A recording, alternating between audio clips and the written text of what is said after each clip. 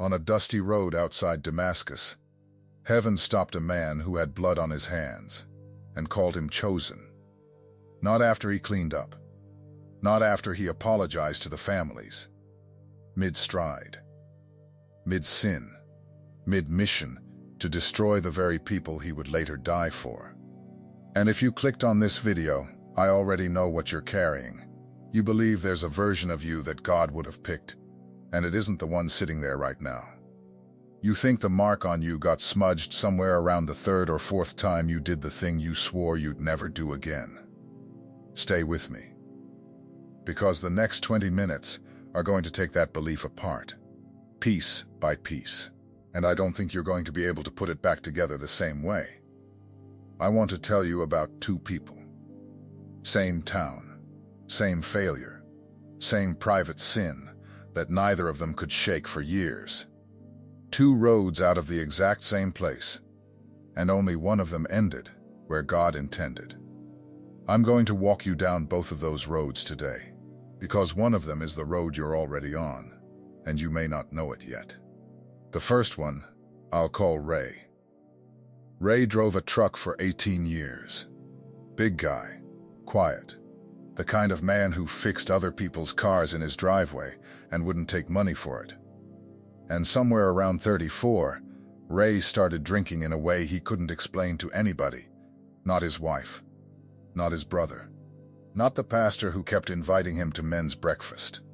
Here's what I want you to understand about Ray. He didn't stop believing. That's the part people get wrong. Ray never stopped believing God was real, that Jesus was who he said he was, that the Bible was true. Ray's faith was intact. What broke in Ray was something quieter. Ray stopped believing that any of it was addressed to him. He'd sit in the cab of that truck at a rest stop outside Amarillo at 2 in the morning, with the engine ticking as it cooled, and he'd feel it, that pull, that heat in the chest, that sense that God wanted something from him, that there was a reason he'd always been able to see straight through people, a reason strangers told him their whole lives in gas station parking lots, and then he'd remember what he'd done that weekend. And he'd shut the whole thing down like a man closing a hood. Not me. Not with what I know about myself. That's road one. Now let me say something directly to you, because I know some of you just recognized yourselves in a truck you've never sat in. You have a mark on you. Not a metaphor, not a nice thing to say. A mark. The world has a word for the thing that's written into you before you can read it, before you can agree to it, before you can earn it. They call it DNA. The blueprint underneath the blueprint. The thing you didn't choose, can't change, and carry into every room whether you like it or not. That's the closest word the world has for what Scripture says happened to you before you had a name. Because God told Jeremiah, before I formed you in the womb, I knew you. Before you came out, I set you apart. Not after you behaved. Before you had behavior. Before you had a single day on record, good or bad, the mark was already there. And here is the thing that will disturb you if you let it. A mark that was placed before your behavior cannot be removed by your behavior. Read that again in your spirit. You did not qualify your way into being chosen. So your disqualification doesn't work either. Now the second road. Her name, I'll call her Denise. Same town as Ray. Different failure, same weight. Denise had a thing she did when the pressure got past a certain line. And she did it for 11 years. And she hated herself every single time. But Denise did something Ray never did. She kept showing up dirty. That's it. That's the whole difference. She'd fail on a Thursday and be in the back row on Sunday with her makeup already running before the first song ended. She'd pray with the taste of her own failure still in her mouth. She'd volunteer in the nursery on a morning when she was convinced God was disgusted with her. People thought she was strong. She wasn't. She was just unwilling to leave. And that unwillingness, that stubborn refusal to walk out of the room she felt least worthy to be in, is what God built the rest of her life on. 2 roads. Same sin. One man who believed the mark had been rubbed off, and one woman who kept dragging the mark back into the presence of God, even when she couldn't stand the sight of it. Let's go back to that road outside Damascus, because everything I'm telling you lives or dies there. Saul was not a struggling believer. Let's be honest about what he was. He was holding coats, while a young man named Stephen was stoned to death. He was going house to house, dragging men and women out into the street. He had letters in his bag with legal authority to do it. He was not falling into sin, he was organized about it. He had a root. And that is the exact man heaven interrupted. Not the most promising disciple. Not the cleanest one in the room. The light came down on the one who was actively, deliberately, that very week, doing damage to the kingdom. Now think about what that means for you. If God waited for clean, he would have skipped Saul. If God waited for consistency, he would have skipped Saul. If God chose based on the last 30 days of a man's life, Paul's name isn't in your Bible. But God did not choose him for what he had done. God chose him for what was already deposited in him, a mind that could not stop, a will that would not bend, a fire that was burning in the wrong direction and needed to be turned around, not extinguished. The zeal was always his.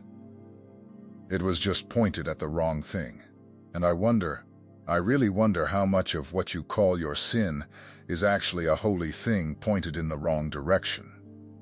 How much of that appetite, that intensity, that hunger you can't seem to kill, is the exact raw material God intends to use, currently aimed at the wrong target. Here's the picture I want you to hold for the rest of this message. Imagine a clay jar. Nothing special. Rough, uneven, made for hauling water. And there's a lamp burning inside it, and the jar has cracks running all down the side, the kind of cracks that make a potter throw a piece away. Now put that jar in a dark room. Where does the light get out? Not through the perfect places. The light gets out through the fractures. That's you. That's the whole thing. You've spent years asking God to seal the cracks so you can finally be useful. And he's been using the cracks the entire time. The light people see coming off you, the reason strangers open up to you, the reason the broken ones find you in every workplace you've ever been in, that light isn't coming out of your strength. It's leaking out of the places you're ashamed of. Ray never believed that. Ray thought he was a jar with a busted side and the job was to hide it. So he hid it. And a hidden jar lights nothing. Let me get very practical for a minute, because I don't want this to float. There's a lie that has done more damage to chosen people than any devil ever did on his own, and it goes like this. If I were really chosen, I wouldn't still be doing this. Let's take it apart. First piece. That lie assumes being chosen is a reward. It isn't. It never was. Nobody in Scripture got picked because they'd earned it. Gideon was hiding when the angel called him a mighty warrior. Moses was on the backside of a desert with a murder in his past, and Paul had a body count. Chosen is not a trophy God hands to the best behaved. Chosen is an assignment God places on someone he intends to rebuild. Second piece. That lie sounds humble, but sit with it a second, and you'll find something else underneath. When you say I'm too far gone, what you're really saying is my mess is bigger than his mercy. That's not humility. That's a strange kind of pride, the belief that you're the one exception, the one case Calvary didn't quite cover. Heaven doesn't hear that as modesty. Third piece, and this is the one that got Ray. That lie confuses conviction with rejection. When you feel that grief after you fail that sick, sinking, God must be done with me feeling you've been reading it wrong your entire life. You've been reading it as a door closing. It's not. That grief is proof the spirit is still inside the building. Dead things don't grieve. A man with no calling on his life sins on a Friday and eats a good breakfast Saturday morning. He isn't up at 3 in the morning, with his chest tight, replaying it. He isn't sitting in a laundromat on a Sunday, watching a dryer turn, feeling like something in him is being pulled toward a building he can't make himself walk into. The ache is not your rejection notice. The ache is your receipt. I had a man tell me once that he knew he was finished with God because he couldn't stop crying in his garage. He'd pull in after work, hit the button, watch the door come down, and just sit there in the dark with his hands on the wheel until it passed. He thought it was proof of how far he'd fallen. I asked him one question. I asked him when the last time was that he cried about something that wasn't his own life, a stranger's story, a kid on the news, a person at work he barely knew. He went quiet for a while. Then he said last week, twice, "That's not a broken man. That's a man with a working spirit inside a body he's given up on. The equipment is fine. The wiring is intact. He just stopped believing the signal was for him." Back to Denise for a moment, because she almost quit too. I don't want to make her sound like a saint, because she'd hate that. There was a stretch about 7 months where she didn't tell a soul what was happening, and it got worse in the dark, the way it always does. And one night she stood in her kitchen with the lights off, holding onto the edge of the counter, and she said out loud, "God, I don't even know why you keep bothering." And she said what came back wasn't a voice and wasn't thunder. It was a memory. She was 7 years old, at her grandmother's house, and her grandmother was praying over her, and she remembered right there in that dark kitchen, 20-some years later, the exact weight of that woman's hand on her head. That's all. A hand on a head. And she understood something in that second that took her a decade to be able to put into words. The prayer over her life was older than the failure in her life. Somebody had spoken over her before she had the capacity to ruin anything, and that speaking was still standing. Yours is standing too. Somebody prayed over you, maybe a grandmother, maybe a stranger in a church you don't remember, maybe just the intention of God over a body he was knitting together in secret. And that word is older than your worst year. Now let me show you the most uncomfortable scene in the whole book of Acts, and I want you to notice who the real doubter is.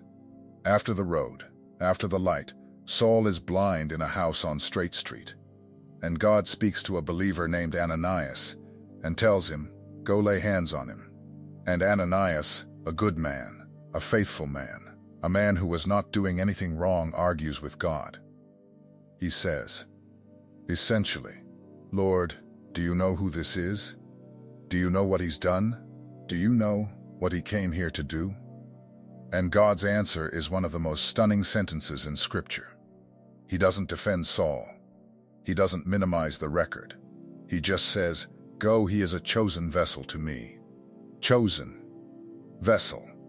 While he's still blind. While the letters authorizing arrests are still in his bag.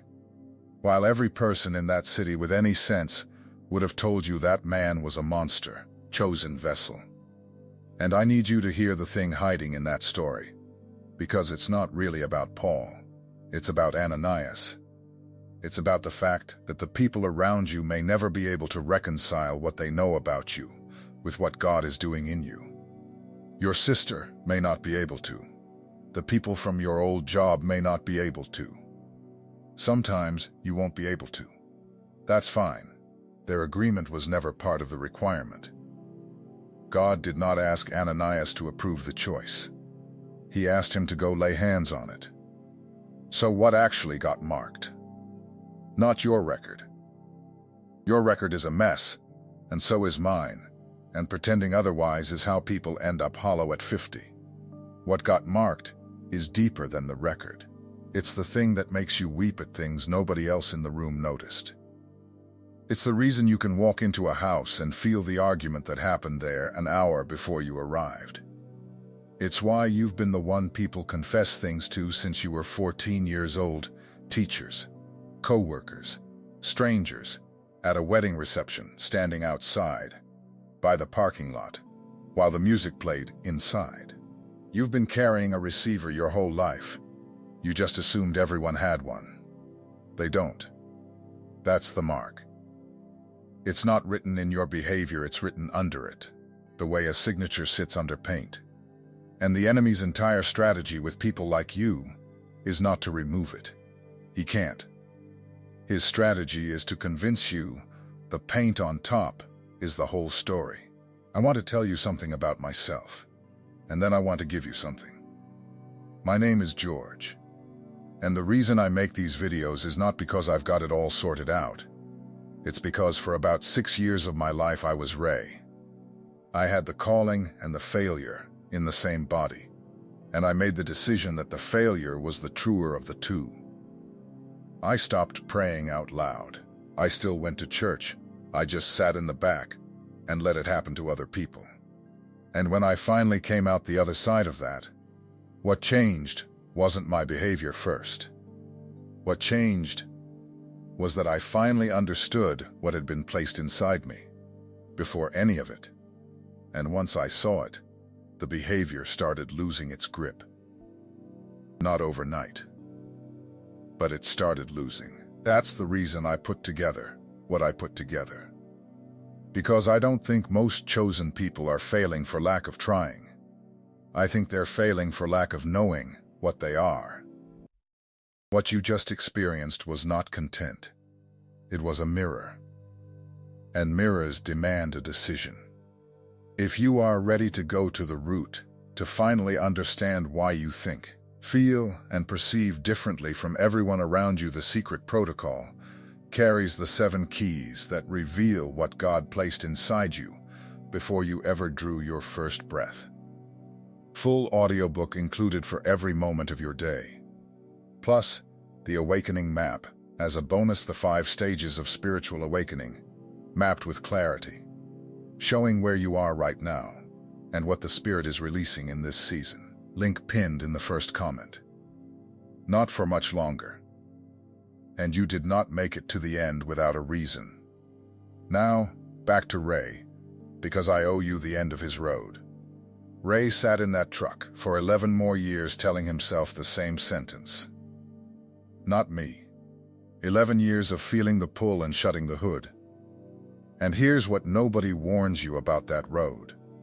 It doesn't feel like rebellion. It feels like honesty. It feels mature. It feels like a man being realistic about himself. Ray would have told you he was just being humble, that he wasn't going to be one of those hypocrites who shouts about God on Sunday and does what he does on Friday. But that wasn't humility. That was a man burying a lamp because he didn't like the shape of the jar. And the tragedy of Ray's road isn't that he went to hell. I'm not saying that. The tragedy is a marriage that stayed shallow because he never let anyone in. The tragedy is a son who never once heard his father pray. The tragedy is that there were people God had assigned to Ray, people who needed the exact light that only comes through that kind of crack, and they went their whole lives without meeting the man they were supposed to meet. Unused calling doesn't just sit there quietly. It goes sour. It turns into that low irritability you can't explain. That restlessness at 3 in the afternoon. That anger at church people that has nothing to do with church people. If you've got that in you, that low humming frustration with your own life that you can't trace to anything, check whether it's actually a buried assignment fermenting. Paul wrote a letter years later.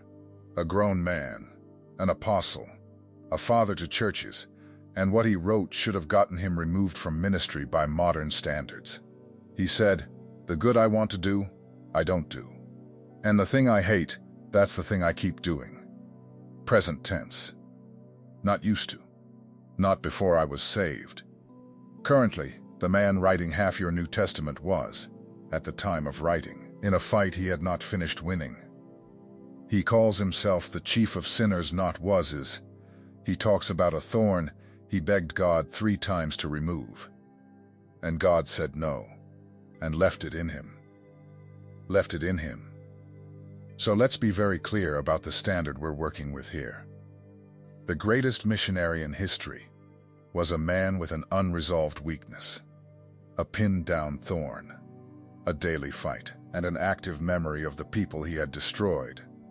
And heaven used him at full capacity anyway, not despite the cracks, through them. Because a man with no weakness writes lectures. A man with a thorn writes letters that people are still crying over 2,000 years later. Denise's road ended somewhere I didn't expect. She never got famous. There's no ministry with her name on it. What happened is that around year 12, the thing she'd fought for 11 years quietly lost its power over her, not with a dramatic deliverance service, just a slow starving out. And on the other side of it, she became the person in that church that everyone in trouble went to. The teenage girl who was pregnant and terrified. The man whose business went under. The woman whose husband left on a Tuesday with no warning. They didn't go to the pastor. They went to Denise. In her kitchen. At her table. And you know why? Because she had no ability to look down on anybody. That was gone. It got burned out of her in those 11 years. She'd sit across a table from a person in the worst week of their life, and there was nothing in her face that made them feel small. And people can feel that from across a room. That's what God was making the entire time. She thought he was disappointed in her. The 11 years weren't wasted. They were the forge. Now I'm not telling you to go make peace with your sin. Don't hear that. Denise fought hers. She fought it badly. She fought it for over a decade, but she never once signed a truce with it. Fighting and losing is a completely different spiritual condition than surrendering. God can work with a losing fighter forever. What he can't work with is a man who has laid down and called it peace. Ray laid down. Denise kept swinging. That's the entire difference between the two roads. Not the sin, the swinging. And here's where the two roads finally cross. Ray did eventually walk back into a church. He was 56. His son was grown and gone. And his wife had asked him one too many times what was wrong. And one Sunday morning he put on a shirt with a collar and drove there and sat in the parking lot for the entire first service before he could make himself go in for the second. And the person standing at the door, the one who saw him coming across that lot and knew exactly what that walk costs, was Denise. She didn't ask him where he'd been. She didn't ask what he'd done. She said one thing. She said, "You're late, but you're not too late. Come on." 11 years he'd needed to hear that. And it came out of the mouth of a woman God had spent 11 years building out of her own failure for that exact morning, for that exact man. You've been believing your mess disqualified you. Look again. Somebody's rescue is currently being assembled inside your worst season, and you can't see it because you're standing inside it. So let me put the jar back on the table one more time. You have been asking God to make you whole enough to be used. And heaven has been saying, "The light is already lit, and I chose the shape of this vessel on purpose." The cracks aren't a delay in the plan. The cracks are the exit. The road to Damascus didn't wait for Saul to become Paul. The light hit him while he was still Saul, still armed, still on schedule to do harm. The name changed later. The mark came first. And your mark came first. Before your first drink. Before the thing you did in your 20s. Before the pattern you have never once mentioned out loud to another human being. Before all of it. God formed something in you in secret and set it apart. And there is no behavior on your record that has the authority to reverse a decision made before your body existed. You're not chosen because you're clean. You're chosen, and He is cleaning you. In that order. It has always been in that order. Before you close this, I want something from you, and I want it specific, not a nice comment.